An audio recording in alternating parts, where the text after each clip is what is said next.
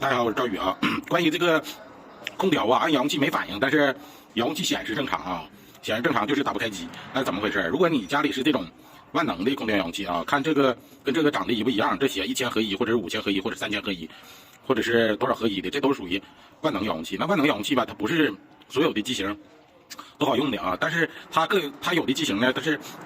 有机型代码的，所以有时候机型代码你换电池了，它串了，它就不好用了，得重新对一下机型代码啊。那怎么对机型代码？咱们就找着你这个空调对应的这个品牌键啊，比如说的，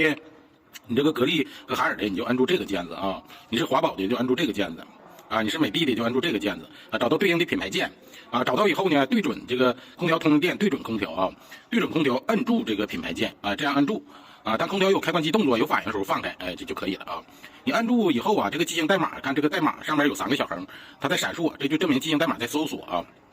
当机型代码和你这个品牌这个机型代码对上了以后啊，空调就会有开关机动作。有开关机动作的时候，咱们迅速放开啊，迅速放开。看这显示45，这个就是这个机器的机型代码啊。迅速放开以后啊，这个咱们就试一下开关机这个按键和这个温度加减，如果正常都可调了，就证明对上了啊。如果没对上，咱们还要重复刚才的以上步骤